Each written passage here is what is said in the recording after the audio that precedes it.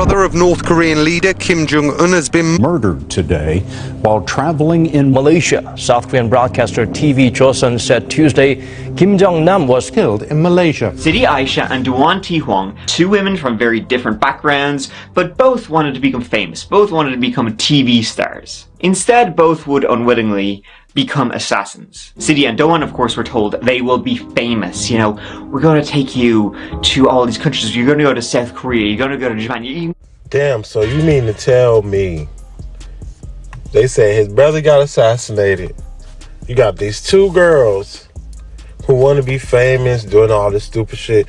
Y'all know how people are doing stupid stuff nowadays to be notarized or to be famous for the moment or to be popular for the moment. It's like, why? Because you're destroying your life. But we gonna hear what these two idiots then did. I'm gonna go to America and do these hilarious pranks. And so began months, simply months of this doing pranks all around Asia. Small time pranks, you know, dozens. Things like putting baby oil on your hand and going up and touching a stranger, or kissing them on the cheek, running up behind somebody, putting your hands over their eyes. They eventually, you know, after traveling around and doing all these pranks, they made their way to Kuala Lumpur. And at this point, their specialty, the real humdinger of a prank, was to run up behind somebody, hands over the eyes. Guess who? They turn around, got ya, run away. Man, I tell you, people is real gutsy to be able to go up to somebody and do these type of pranks. And fucking, you know what I'm saying? Like, you doing these type of pranks for what? You know what that shit do to people? Like, that shit create things where they get paranoid. You can get yourself hurt.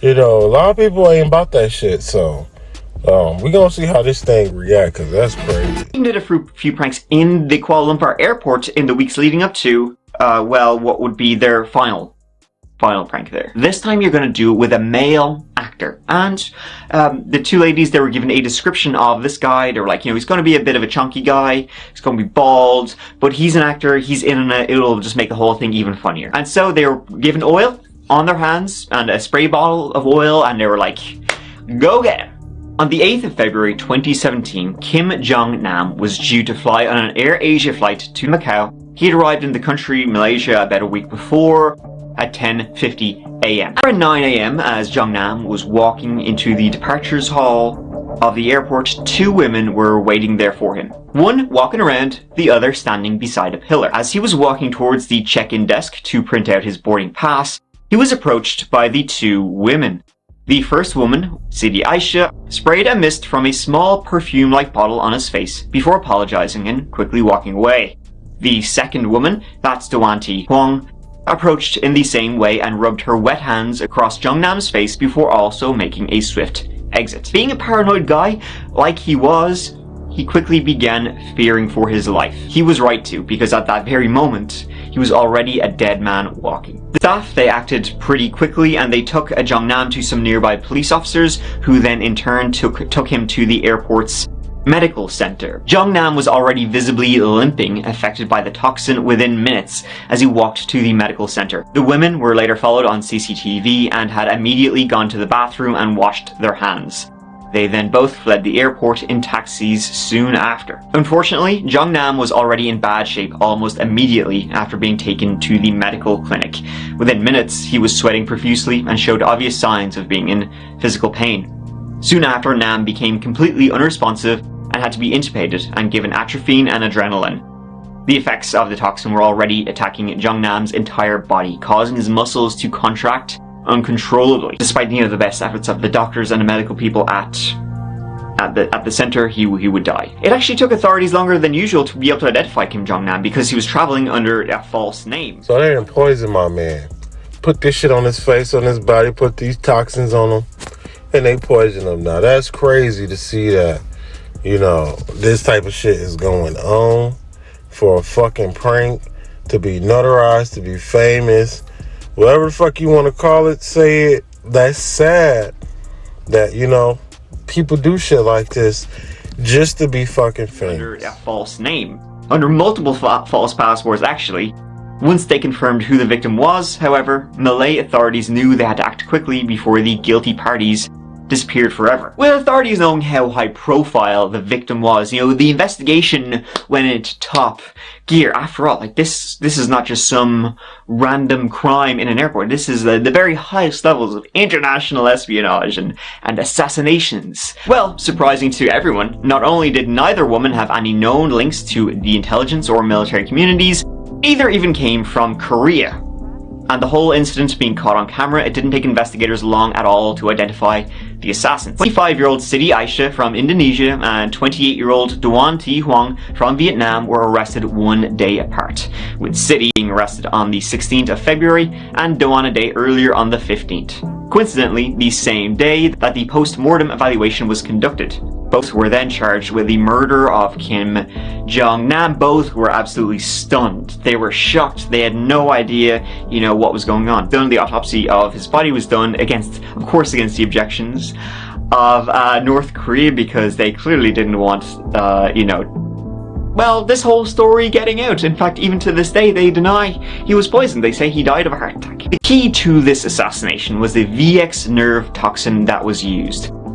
It was needed for the two women to separately touch Kim Jong-nam, because essentially it works by combining two separate things together. That's what makes the actual toxin itself. The two women had no idea what had happened, but there's no degrees of diminished responsibility in Malaysia. If the defendant is found guilty, the penalty for murder is death by hanging, and that was the fate the two women were now facing.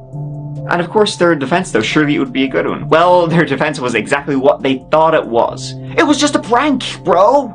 What are you talking about, murdering somebody? What are you going on about? You're crazy. They said they had been tricked. They thought this was just a joke. They thought that what, their handlers were giving them was like baby oil and water and stuff. They had no idea that this was a harmful chemical. However, the Malaysian authorities would eventually, putting bits and pieces of evidence together that they were able to document. Eventually it was found that, it was plausible enough that the original murder charges were eventually dropped. Huang did plead guilty to the much lesser charge of voluntary causing hurt by dangerous weapons or means, and received a sentence of 3 years and 4 months. The suspected chemist who likely supplied the VX toxin, Ri Jong-chul, he didn't even make it so far as a proper prison. He was released soon after being arrested due to perceived lack of evidence. Despite, that is, him and the North Korean embassy officials being caught on camera talking about Jong-chul's cover story and literally confirming his involvement in a conspiracy supported by the North Korean government. Malaysian authorities revealed that not only did Jong-nam have 4 different passports, all in his alias of Kim Chul, but also $100,000 cash in his bag at the time of the attack. He also had so much money in his bag at the time of his death, 100,000 in US dollars, is because he was working as an informant for the CIA. He was providing them with information as someone who would have been at one time in the highest echelons of a dictatorship that nobody knows anything about. He was pretty valuable. It's a really bizarre assassination plot, but it worked perfectly. For obvious reasons, Malaysian officials have never released all the details of their investigations, but what we can piece together is that the 2 foreign women, one Indonesian, one Vietnamese, were deliberately chosen for their lack of ties to North Korea, giving North Korean officials plausible deniability. It also served an incredibly practical function. Not only did North Koreans have to spend months training these spies, they could just use these 2 kind of random women. Also present at the airport that day were 4 men, each of whom was a suspected member of the conspiracy, and all of them suspiciously fled the country for Pyongyang immediately after the murder of Kim Jong-nam. They were Hanamori, who is considered a mastermind of the attack, Oh Jong-gil, also known as the Godfather, Mr. Y, and Mr. Chang. This whole story of a fake reality TV show and a VX nerve toxin and this conspiracy to assassinate him, it's made up by those Western dogs who are trying to make North Korea look bad. Thank you so much for watching. Well, let's just say they got super lucky for the simple fact. They could have got killed. They could have fucking got assassinated. They was talking about hanging them. They was talking about doing all types of stuff. So luckily, since they all trying to do stupid stuff for pranks, luckily they followed their trail and was able to see that they just 2 slow ass females who was just doing stupid stuff to be famous for some stupid reason. It's not like they was making money off the shit. But anyway, people do it for their own reason. He had a heart attack or whatever they want to say, whatever. As y'all heard, it's just don't do this. That's all I'm trying to say. Some people ain't about that action. Some people will hurt you and all this other stuff off a stupid prank. Just harsh. These stories are shot harsh. These stories are of Illinois harsh. These stories out of Harshaw from these stories out of Illinois are absolutely tragic. This is 14-year-old Rajon Harshaw from the south side of Chicago. A basketball player about to become a high school freshman, his life took a tragic turn over the weekend. On Saturday night, he was found shot dead just down the street from his house. Investigators say whoever shot Rajon got away, and his aunt here told local news the teen was supposed to begin high school on Monday. He was 14. His book bag was packed for school. He was so excited to go to Hyde Park. What's also heartbreaking is that just a few hours before Rajon was shot and killed, another shooting unfolded in a park on Chicago's west side. 2 teens were struck and a 16-year-old boy was left injured. And a 17-year-old girl named Ashantice Wilburn was killed. She was a volunteer with the church anti-violence program and was about to enter her senior year of high school on Monday, too. Here's her grandmother. What are we gonna do? How can we fight against these streets and these guns? She didn't even run the streets.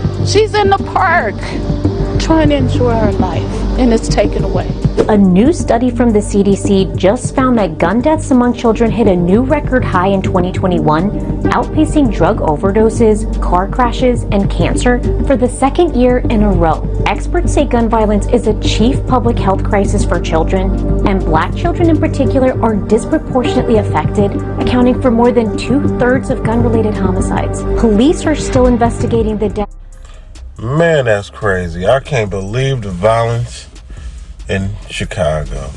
I mean, we know it's violence in Chicago, but damn, like, for no reason violence right here. Well, all violence is for no reason, but at the same time, like, this shit right here was for no reason. These kids, that's why I said we gotta figure out a way to do something about all these dumbass guns and people just getting killed for no reason. Hell, I had seen some of these teenagers walking around with guns better than what I own legally. So it's like, what can they do unless there's really no, solution to it, and it's just something that's just gonna keep going and going.